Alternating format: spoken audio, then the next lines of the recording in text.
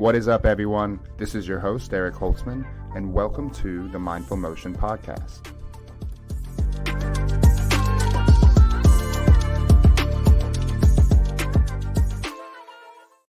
All right, everybody. I'm here with Greg Mack, one of my mentors and teachers. How you doing, Greg? Doing great, Eric. How are you doing? Doing okay. Just getting the day going. End of the week, long week, but I really appreciate you taking the time. I know you're busy. You're running two businesses, seeing clients. It can be a lot to do. So I appreciate you taking the hour to talk to us and give us some insights from your massive brain. So just a quick intro on Greg and what we're going to talk about. So Greg is a husband and a Navy veteran. He created the Muscle System Specialist program and also the Exercise Pro Education program, which I had went through. It's been an amazing adjunct to my thought process. He's also the owner of Physicians Fitness in Columbus, Ohio, where he helps people resolve difficult physical problems by improving their strength and motor control and ultimately restoring their muscle function and just being healthier. So I kind of wanted just to kickstart this with just kind of talking about, your background, your history, and your journey into the fitness industry. Yeah, it's I don't know, an interesting story, I guess, for some, maybe not for others, but it probably started many moons ago when I was playing baseball and football as a kid, right? Always involved in sports, recreational sports, and being active, and swimming and cliff diving, all that stuff. Just loved using my body to have fun. And then was a undergrad in mechanical engineering at Ohio State University after I finished high school here in Columbus. I was also a certified scuba diver and was trying to figure out how I could kind of combine those two ideas. Was actually looking at commercial dive programs around the country. There really wasn't very many, actually. And I don't know if it was my father. Someone suggested maybe I go talk to the Navy because they had a commercial dive program, obviously, diver program.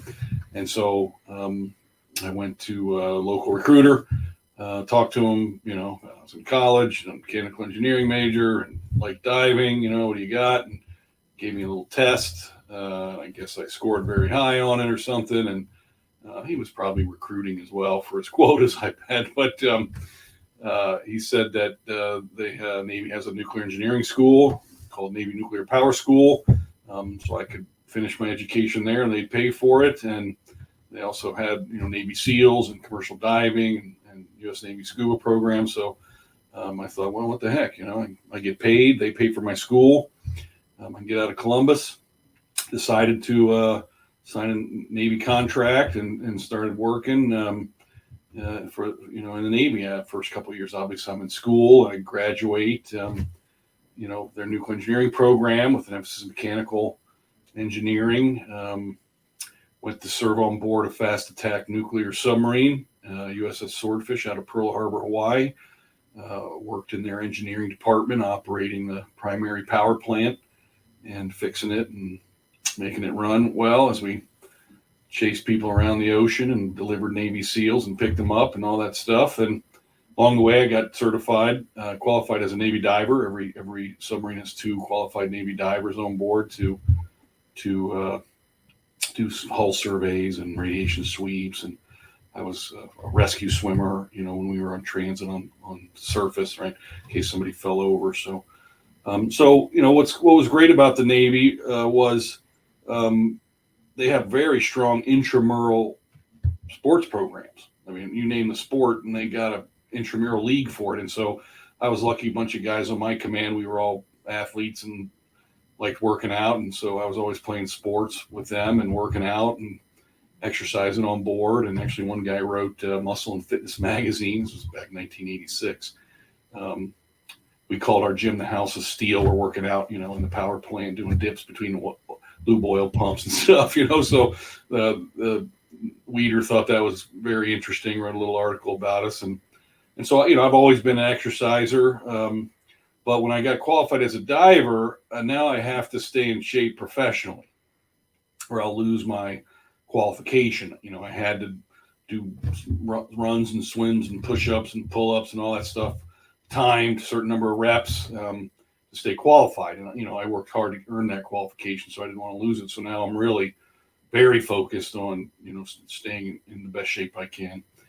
Plus, I'm in Hawaii at the time, and we're going out to Waimea Bay and Sunset Beach and body surfing and swimming in some crazy conditions. So now I'm really working out and staying in shape. And what happened was, along the way, all arm branches have annual physical readiness requirements for personnel, where they have to run and do a push-up and sit-up or something, sit and reach.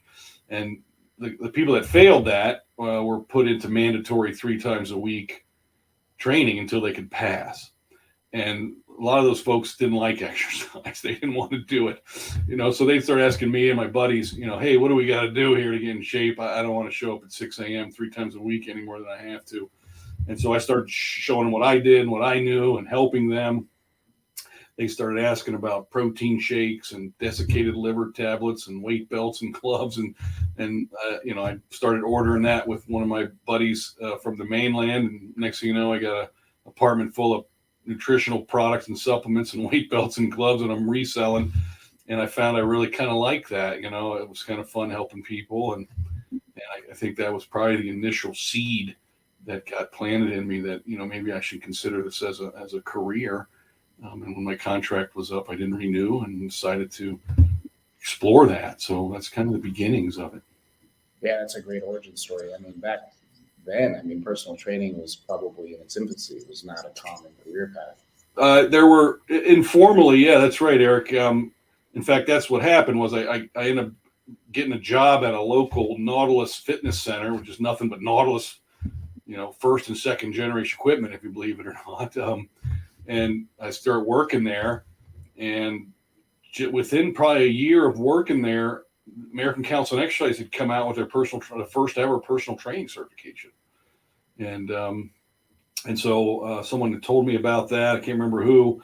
So I ordered the book because there was a book they produced that kind of showed all the research they did that went into the certification, the knowledge factors and the behavioral factors. And I thought, oh, well, this looks good, because I wasn't sure. Should I go back to college? What should I do here?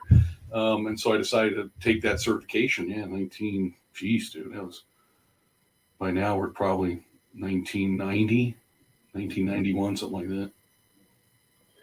Yeah, it's come a long way, maybe for better or for worse. I'm not sure. A mixed bag, right? So so it's, 1/2 dozen. We got a lot of work to do still, but definitely it's a much more matured profession. Mm-hmm. More opportunities and different components to the career now. But, you're considered the definition guy amongst colleagues. Yes, so could you define what exercise is from your perspective? Well, interestingly enough, I was fortunate enough along the way in the various courses and programs that I got involved in to meet some people that were really smart, smarter than I. And you probably know some of these people, Charlie McMillan and Matt Bernier and Kevin Dunn, Jock Henry Taylor, right? Really smart guys, passionate. We wanted to kind of come up with our own definition because we didn't really like the definitions that existed in the literature. And we didn't think they were scientific enough, I guess, in a sense. And so we define it pretty specifically. It's a specific bodily or mental exertion or the removal thereof, especially for the sake of training or improvement of health. So it's force, or what we would call demand or stimulus, applied or removed over some time interval to and or from within a sensory motor control system, the human system, that results in a sensory motor solution or response with the intention of making or maintaining a desired specific physiological change or change in state. And so we really wanted to cleave off the definition from activities of daily living, because so often, that's what we would hear from our clients, right? Are you exercising? And they'd say, well, I walked my dog yesterday. I do some gardening, right? I carried the laundry up from the basement, in their minds, they're thinking this is exercise. And we wanted to make a distinction there. And so we did.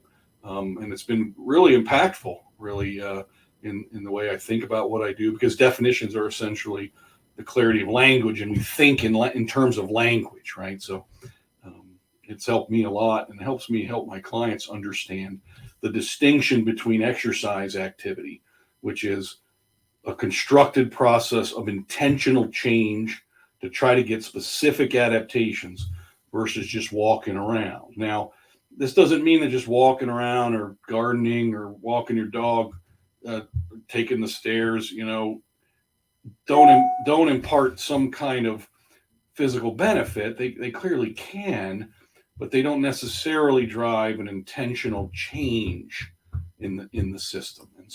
And the research is very clear, right? That intention, visualization, alters the internal configuration, neuroplasticity, right? So that's really what we wanted to do. Long answer to your question. Yeah, no, that was perfect. I don't expect anything less. The funny, I had an instance yesterday with a client who asked, she likes to run and stuff like this, and I asked her, "Are you doing anything for your feet or your calves?" And she's like, "Yeah, I run." Like, it kind of points to out what you're saying. It's like, yes, you're working your calves are sore, but is that really the type of change, type of movement or exercise that's going to change them in the way that will help you run better? Maybe not. That's kind of makes me think of that. But so another question for you, from your experience, what kinds of challenges do people face when entering the fitness industry as a consumer? The kind of general theme for this discussion is trying to just shed light on this like divide between the medical health space and exercise. And I thought this would be a nice place to start. Yeah, I think it is a challenging time for the consumer to try to understand, what exercise is and what it's not, and what fitness means. I mean, there's clearly in my view, is an excessive focus on outward appearance. Now, not that looking your best isn't important. It is. I mean, everyone, I want to look good, right? You want to look healthy, but the emphasis on it is so distorting, and it sets impossible goals for many people. And so that's one challenge for people who are looking at or entering the fitness industry as a consumer, is they're just faced with these visual images of near perfection, right, of physical capabilities and aesthetic, and it's just ludicrous, really.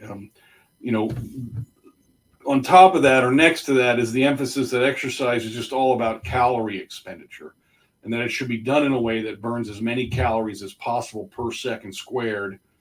And if you're not burning, 3,000 calories, a millisecond, then exercise is a waste of time, right?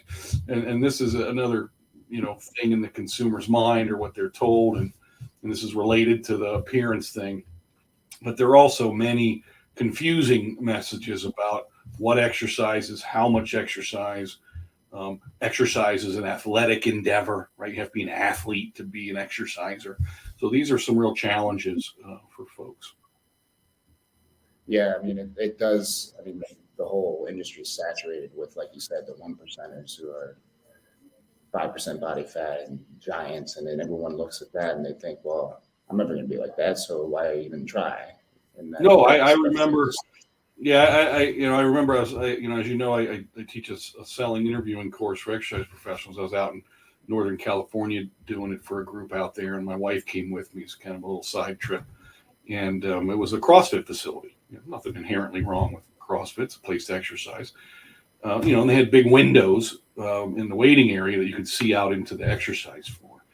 And there were people in there swinging from gymnastics rings and cleaning, 2,500 pounds, and yelling and screaming. And my wife looked at that and she was in horror, kind of recoiled, like, if that's what exercise is, I want nothing to do with it. It just scared the crap out of her in that sense, right? And so this is a thing we've got to figure out, as an industry, to kind of temp that down a little bit. It's too intimidating. Yeah, 100%. And, we're in a sort of a crisis right now with the health of our country, in a sense, and the vast majority of people don't train, and this might be a big part of that. No, it's scary. I guess switching gears, thinking about rehab exercise. Sorry, I think I had a little glitch. My Wi-Fi kind of cut out. there is this division between regular traditional fitness and then rehab exercise. And I spoke about this a little bit yesterday, where people train as hard as they can and no thought about health, tend to get injured, then they go do the rehab to fix their injury, and then they train and they get injured, and it's just back and forth through these different types of exercise instead of trying to make it so they don't get hurt. But I guess, what kind of issues do you think exist within the rehab space for exercise? Well, more and more, Eric, it's a philosophy of body issue. It's what practitioners think the body is, and that drives how they treat it, or not treat it. And the consumer also has a philosophy of body, what they think their body is, as a system, as a material, right? So you're made out of Play-Doh or silly putty, right? I just did a webinar on this last night. I'm going to start publishing some more on this, because in the vein of definition, I identified six, what I think are six of the predominant body views that are presented, and so that's one, probably the top tier. The next one is lack of individualization. Everything is so protocol driven and so prepackaged that the unique individual needs of the client are not being understood, let alone met. What do you think would be necessary for this to change? Well, I you would think it would be education. Most likely the universities that are cranking out undergraduate and postgraduate degrees and medical licensed personnel. Because I ask, my entire private practice is based in this medical fitness paradigm, my whole career. And I'm asking doctors, we have clients who are doctors from a variety of disciplines. And I ask them, when you were in medical school, did you take a course or any work at all on a philosophy of body, what the body is? And how do you think about what the body is? No, none, zero. And we have undergraduate interns that come in. I ask them the same question. They have no clue what I'm even talking about, right? And so education will help for sure. And the realization that the perspective a practitioner has, the thing they filter everything through, is influencing all their decision making, how they interpret the subjective report of the client, and how they interpret how the client moves or doesn't move in some pre-constructed way that they think they're supposed to move, right? And so we just need a conversation about that. The predominant views now are what I call fabricism, which is the body's made out of putty or bread dough or something, and if you have a sensation you don't like, it needs to be rubbed, stretched, kneaded, rubber vibrating thumpers got to be put on it, right? Or functionalism, that the only way to exercise is standing up on your feet and trying to incorporate as many things as possible all at the same time, right? And so, yeah, these things need to be confronted and hashed out and talked about. So maybe for people that don't have a background in this, when you say, hey, Greg, pushing into my muscle, rubbing it, vibrating, massage gun on it, it helps. It makes it feel better. So why not do that? What's the problem with that? As far as the analgesic response of the body, that usually very temporary. Sometimes it might last a week or two, maybe longer. But that's just a sensory change. And so we're going to get into my body view here shortly if we're not careful. But the human body's chock filled with what? Sensors. Lots of different kind of sensors that when you touch the body in any number of ways, a whole bunch of these sensors can discharge a lot of information into the spinal cord and eventually maybe get up to the brain, which can alter the electromagnetic field of the spinal cord regionally or locally, the polarity of these neurons. And then, that will alter the information that gets to the brain, and a new conclusion could be drawn, right? So, if someone's in pain, I'm never going to say, hey, don't do anything, to remove that pain. That's crazy. I've been in pain before. And pain, again, is just a word describing a sensation that we don't like and elevating its status, right? Making it a real problem versus soreness or discomfort or tightness or restriction, right? These are other words that are used to describe various sensations. So, okay, that's fine. But, is it really changing the system and moving it in a direction that is adaptive enough so that the change lasts much longer, other than just a temporary sensory? It's not integrated into the motor system. And again, I'm a big fan of agency and ownership of the body. And if it constantly takes an external stimulus, like someone rubbing me to get the sensation to go away, I can't own that. That's not something I can own. I'll always have to require someone to rub it. And so that's one of my issues with some of these particular body views and approaches. Got it. It's more about just having autonomy, to be able to make changes without relying on someone else. And that's sort of the consensus of what exercise can be. Yeah, I mean, empowering, if anything. Yeah, I mean, if you're sore, and you got injured, and you want to take Advil and ibuprofen or whatever for a couple of weeks to deal with that, okay. But if you got to take that stuff for decades on end, wait a second, what are we talking about now? So now we're talking about trade-offs here, and so you got to be careful about that stuff. A little bit more thought, I think, should be put into it. 100%. Not to mention the downside of taking ibuprofen for a long period of time. Or getting rubbed with an elbow that's digging down to your periosteum and probably creating a bruise that you can't even see because it's so deep. So yeah, you just got to be careful with some of that stuff. So why do you think it is that so many people that do exercise, whether it's fitness or rehab, don't seem to improve or are not getting the results they want? Yeah, it speaks back to, one, the reality of our physiology, right? As living beings, we have homeostatic, regulatory, autonomic based subconscious and unconscious things going on that want to keep us the same. And it's a strong process. It doesn't really want to change, right? Every time I see you, you look the same to me. Right? You're not this morphing, changing Fantastic Four bendy guy that every time I see you, you're some new creature, right? You got new anatomy and new geometries. So homeostasis is so powerful that it really the system doesn't really want to change very much. And so trying to change it requires some real focus, some real commitment to managing the stimulus and demand necessary for the system to go, okay, if you're going to do that regularly, then we're going to make a change here.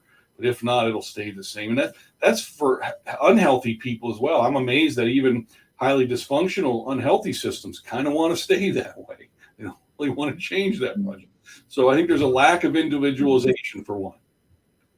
This idea that everybody's the same and any number of any protocol or any order of exercise is great for everybody all the time, no matter what age, no matter what biological sex, no matter what injury history or diseases they have, right? It's just ludicrous.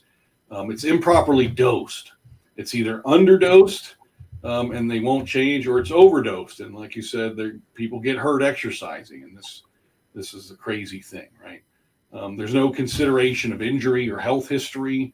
I don't think there's nearly enough emphasis placed on the subjective experience of the exerciser during and after exercise.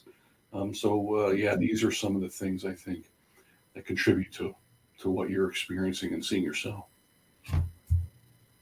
Makes sense to me. I mean, so you mentioned injury history. How does that affect your thought process when working with a client? Like, what do these injuries do to the nervous system and the motor function? Yeah, past injury history, Eric, is very, very important to me professionally. Even injuries from 20, 30, 50 years ago can leave their mark on the body system, even if they're asymptomatic at the local level. Because I see past injuries as a form of like a post-traumatic stress syndrome in the body system. it may or may not have a strong emotional component, like we tend to see post-traumatic stress in terms of its cognitive and psycho-emotional dynamic and the duress it puts on the system when someone is triggered based on an internally encoded, stored network of neurons that vibrate at their own frequency, and they're all hooked up together, and any stimulus triggers them to get set off, and now all of a sudden, you have the expression of post-traumatic stress syndrome. But I think there's a version of that for past injuries as well, and that these injuries can degrade the system or inform the system in a way that takes a little bit away from it. And so past injuries, very, very important. So if someone sprained their ankle badly when they were 14, it healed, they don't feel symptoms there, you're saying that there can still be some residual effect somewhere else in the body, and it might not be so straightforward? Correct. Yeah. So this is the problem with the philosophy of body called localism, where a local sensation or a local issue from a material geographic perspective means that the problem only occurred and is manifested in that local area. And this is patently untrue, because if you get injured, your central nervous system knows about it. Your spinal cord knows about it. Your brain knows about it, which is not local to where you injured it. And your ankle's hooked up to your knee and your hip and your contralateral shoulder, and through this intense internal wiring that occurs, and so it's never local, and it may have affected the way information is generated and processed, edited, and revised, such that it may manifest in some other way. So I see this every day in my practice. Yeah, it is mind blowing, since you taught me some of this and to look out for it, and it is it's quite remarkable, honestly. It's crazy.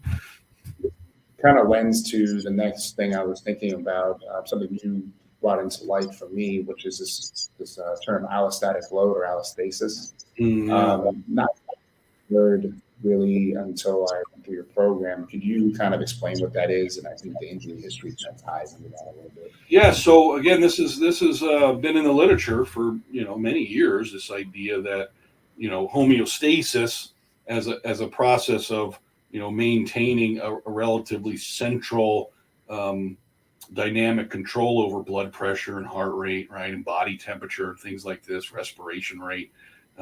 But the system is dynamic and living and can respond to stimulus, which means the homeostatic process is challenged. It has to meet that demand and try to minimize its risk of injuring itself, right, when it meets this demand. And so that's called allostasis, right? The manner or process by which the body responds to stressors in order to regain homeostasis. So you start running. What are we expecting to happen? Increased energy demand, muscle temperatures change, energy levels are changing, heart rate response goes up, right? That's an allostatic excursion, which hopefully should happen. I mean, heart rate variability is showing this, right?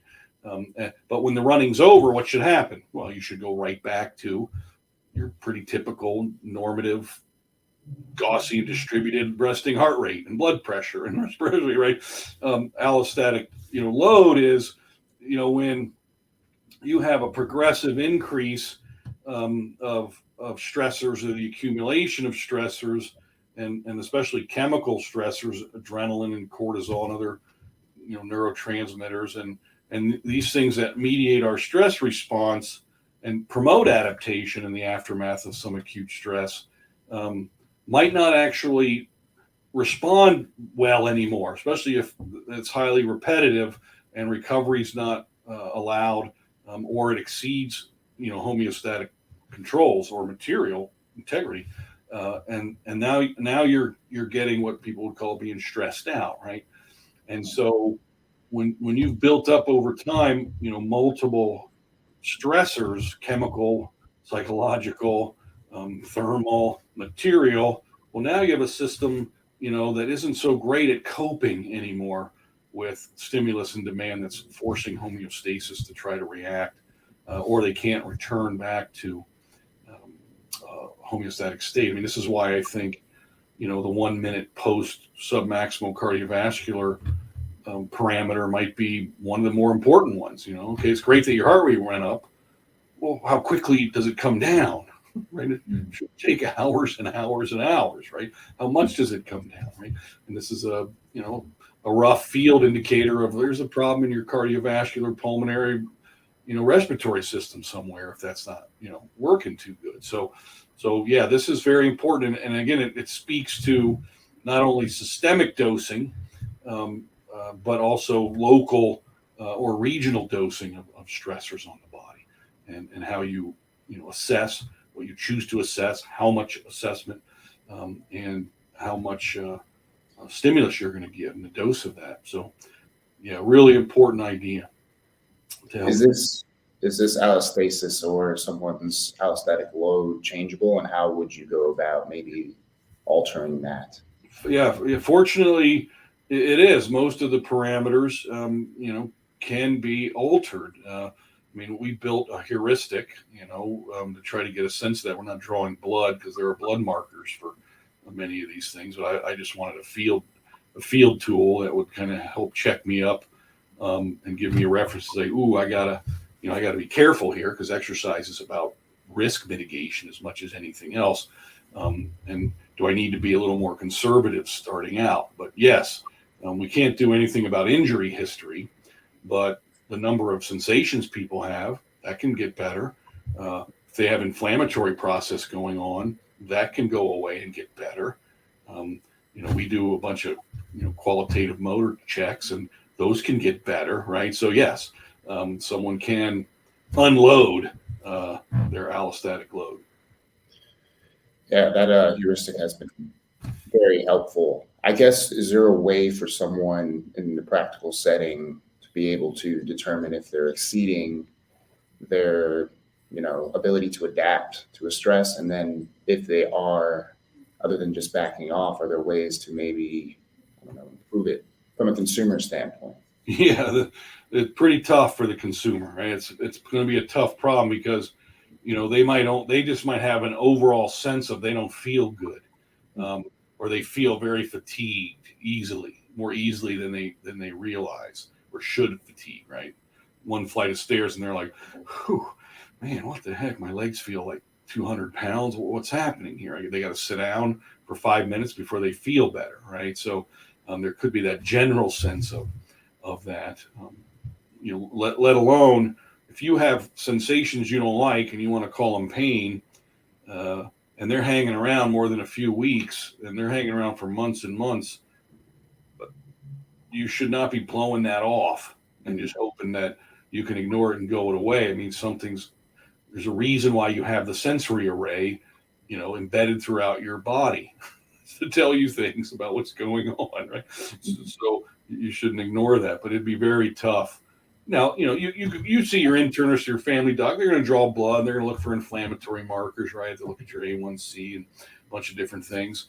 And they can sort of tell you, oh boy, you got high cholesterol, you got high A1C, your blood pressure's too high, your resting heart rate, these are all indicators that, your system is stressed. It's not coping well.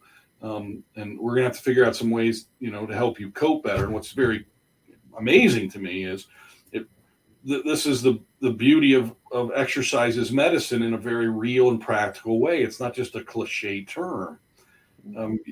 You're filled with an internal pharmaceutical lab, that your contracting muscles produce an amazing array of endocrine chemistry that is beneficial for the system. And so this is that dosing thing again.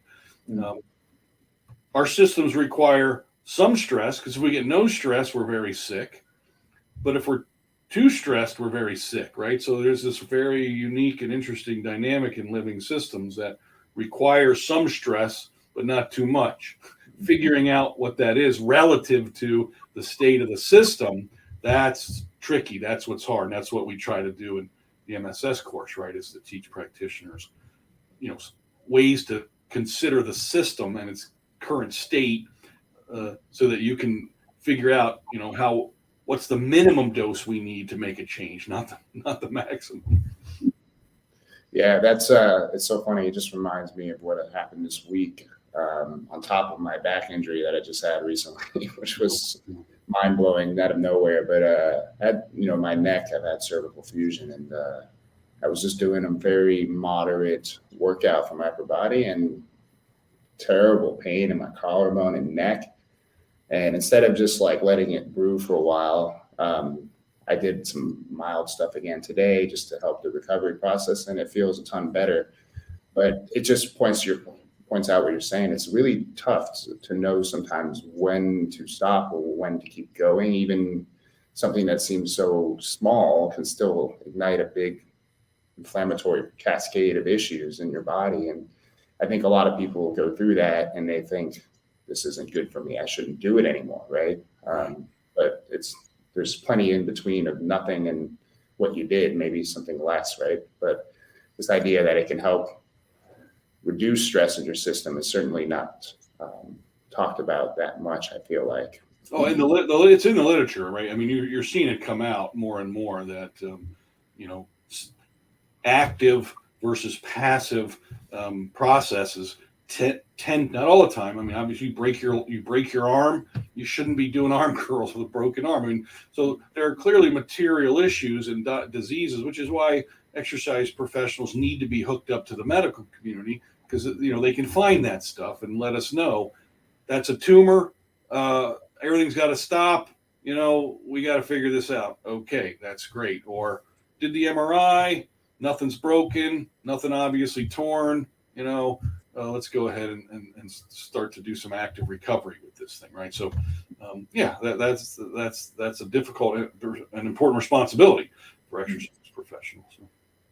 It's mind blowing though. Even the smartest, influential social figures out there, like Peter Attia, doctor, MD, surgeon, brilliant dude, but he talks about exercise a lot, and he very intelligently talks about it. But then every once in a while, there's just not really this discussion around dosing and progression, and everything is really just a lot all at once for people that might never even train. So there's definitely still a lot of growth that needs to happen within the understanding of exercise. And hopefully this is, the trend keeps going forward towards more nuanced thinking. But again, I think, what you're up against there again is a kind of a philosophy of body and a philosophy of exercise.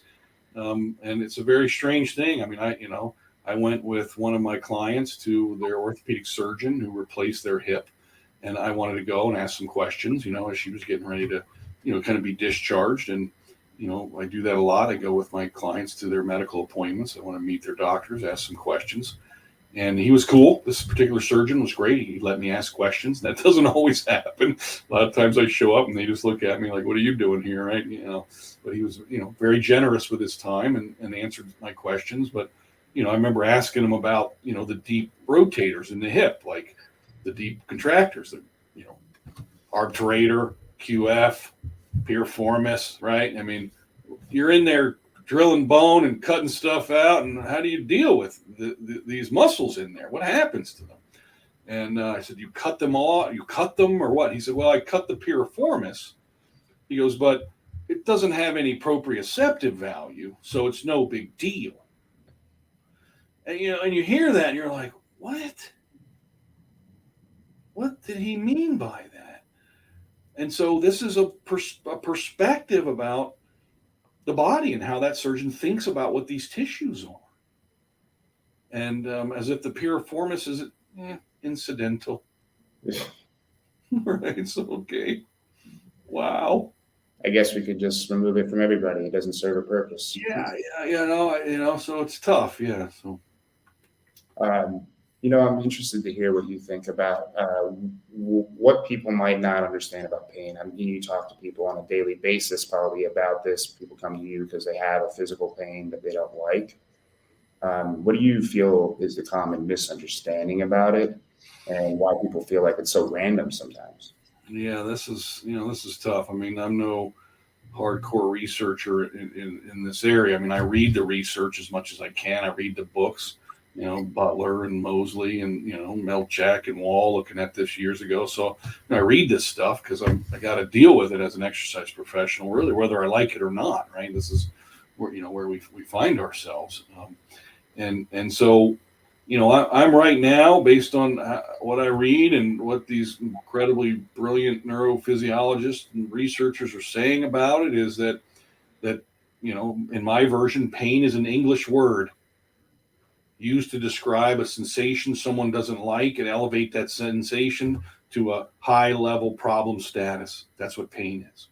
So now we're talking about a sensation, and a sensation is, the result of, the entire perceptual apparatus of this body system, all of its sensory apparatus, how it contextualizes things cognitively and emotionally, right? And frames things in certain ways. And so to me, it looks like an information problem or opportunity, right? Could be both or either, right? So it's a problem of information. And for whatever reason, the central nervous system, the brain, and then, what I'm seeing is the pain is a whole brain event, which means it's probably a whole spinal cord event, which means it's probably a whole body event. I'm someone who says that intelligence is distributed through the body system, but ultimately you need a brain to make some conclusions about some of these things, right? And that for whatever reason, the brain has concluded with its current state of information, we're going to have to call this pain. Okay, right? Now, again, it's easy to know why someone might say that, like that famous scene in Will Ferrell when he's Ricky Bobby and he stabs himself in the leg, right, in the wheelchair, right, because he doesn't think he can feel his legs, and he feels his leg, he stuck a knife in his leg, and that's why it hurts. So we know that, right? But it is that weird stuff where you just wake up one day and you're like, what is wrong with my right side of my rib cage, man? Like, what is going on? Now, it could be any number of things. Your gallbladder could be inflamed. You could have a irritable bowel syndrome. There's lots of things that could cause it. But if those things are ruled out, everyone's like shrugging their shoulders, like, I have no idea why you're having this sensation you don't like. It's an information problem, and that's where I think exercise as a stimulating event and process that gives us access to this array of sensors through the motor system. We can improve the quality of this information, because often it shows up as poor quality of movement in some way, and we can alter that. And I see it every day again, that exercise, not always, of course, but quite often can really change the information set and the quality of it. And the person says, oh, it doesn't hurt anymore. They still might have a disc problem. They still might have a foraminal stenosis. They still might have, what could be diagnosed as inflammation inside their joint capsule. But they're saying now, no pain. Wow. Yeah, like you downloaded some new information, changed the output. It's so fun to see when that happens. It seems now more than ever, posture is talked about. Clients always come in and they say they have terrible posture. I'm looking at them. I'm like, your posture looks fine. I don't know what you mean by terrible. I think people have this like notion of what posture should look like. They deviate from that in any way, they have bad posture. And from a professional standpoint, people are using posture more and more in their assessments. What's the deal with posture? What is it about? And should we even care about it? Oh boy. See, you're going to get me talking about, this body view stuff, right? Again, it has to do with definitions, right? Posture just generally means what? Gross macro body orientation, of which there's an infinite number of, by the way, given the sheer number of degrees of freedom we have. But it's about standing posture primarily, right? And so in the webinar I just did and the papers, I'm going to start publishing more on this. I call it posturism, which is this notion that standing posture is the focus, and the belief is that somehow how someone orients themselves when standing indicates any number of problems or is the cause of any number of sensations people don't like. It references this idealized normative standard against a vertical plumb line, and how the body should fit against that, and where the right and left side should be relative to each other. The problem is how an individual orients themselves in a gravity field under conditions is a highly dynamic process.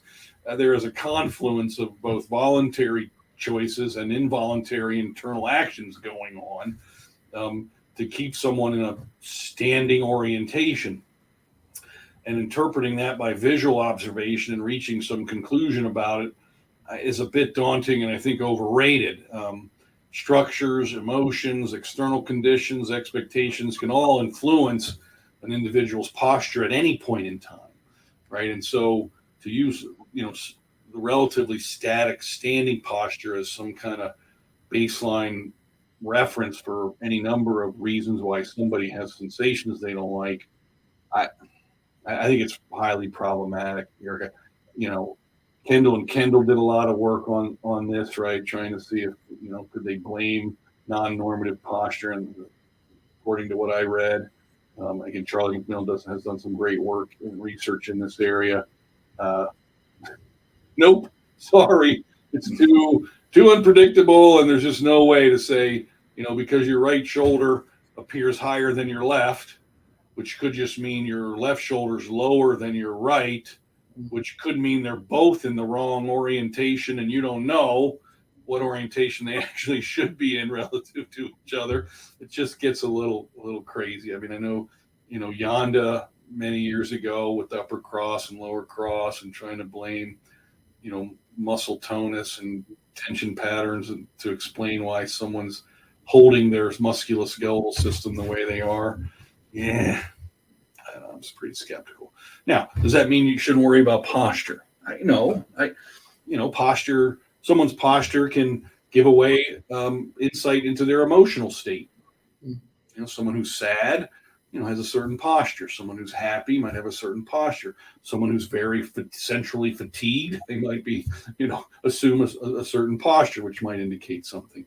But I think the danger is just assuming some certain posture orientation means something very absolutely specific, and that what it is and what to do about it. That's pretty crazy to me. Yeah, I totally agree, and I think just having you articulate that for people would be helpful because it's not usually talked about in that way. There was this concept another one that you brought up to me that I was fascinated by, never heard before as well, which is this whole bioconfigurationalism idea. And I guess, can you explain what that is? And then if what it is helpful, how would someone who is a consumer might utilize that concept in their own training? Yeah. It emerges from my base body view, right? And it specifies the idea of, that our biomotor control output, as the expression of a living human system in 4 dimensions, if you want to include the 3 cardinal and time on top of that. And that moment to moment, the neurological, chemical, and material arrangements at any observed point in time for any observed output is unique for that moment in time. And then the next moment in time, it's probably changing, right? And you see this in the literature where, someone's looking at a 10 repetition set of elbow flexion with the radial ulnar joint supinated, right? And I went and defined what a petition was because it didn't make sense to me that we would call the first one a repetition because nothing was repeated. It was the first one. The next 9 were repeated, but are they really repeated, right? Socrates talked about this in Plato about, walking through a river, and every time you do it, it's different molecules of water, right? And it's never the same exact thing. And so I'm saying, yes, that's correct. Just because, someone's in an orientation that you're observing doesn't mean the things that we can't see going on are in the exact same orientation to hold them there. And that makes sense, right? By the second you think the second repetition or the first repetition of the petition is exactly the same as the first? No. The ninth, well, of course not. You have fatigue, right? You have energetic changes. The chemistry's changing, right? So yeah, there's all kinds of stuff changing. So configurations can change moment to moment. The question is, based on that, how many unique combinations of individual component behavior are necessary to aggregate to an observed event? And so we're talking about variability, and that apparently there's, to a limit, right? Because we don't need every single configuration. So the system prunes things it doesn't necessarily need, but the more we're able to configure ourselves, the more robust and capable we are, which is the idea underlying functionalism, and that's fine. But there's some problems with focusing on that too much. So that we can produce unique outputs to meet dynamic conditions that we've never even experienced before, right? And so this is an important feature of a living, robust system that can move around, in 4 dimensions. And so neuroplasticity and new configurations and pruning others changes the internal configuration, let alone, the geometries of our body changing moment to moment. And this was always curious to me, that how somebody can generate just a kinematic action like hip abduction lying on your back, right? So they do hip abduction. And you can test that or measure the force output at whatever degree, whatever angle you want, and, get some, statistical, center for that. And then they lie face down and you do it and it's totally different. And they lie on their side and lift up their hip and it's totally different, right?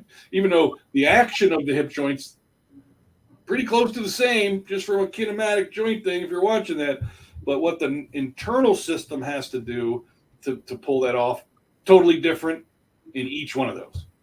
And so this is why it's important for people to explore motion and periodically change things up a little bit, right? So that you can acquire access to different parts and ways that you move, so that when you do find yourself in uncertain situations that you've never been in before, you have the resources to react. Yeah, that's something I see with clients all the time. They're super solid and really good in one place, and then do the same thing in a different way, and all of a sudden everything just changes. They can't do it anymore, and now we have a new problem to sort out, and that could be related to different link tension relationships in the tissues. It could just be a nervous system coordination orchestration thing, and sifting out what it is just being oriented. Just being oriented in gravity changes the way the brain has to figure out what to do. Mm-hmm. And sometimes it comes back once they figure it out. It's time they get it, but sometimes it doesn't. And it gives you something else to work on. Yeah. Kind of an endless stew of different opportunities to make the system better. Yes. So I'm really interested to see your take on your opinion of what would it take to, create this new paradigm of exercise where the medical industry and the fitness industry work together, and there's sort of this back and forth, and there's really, we're just looking out for the best for our clients. Like, what do you think it would take to get to that point? Well, I don't know. It's a tough one. People would have to set their egos aside. Be tough. It's tough to set the ego aside.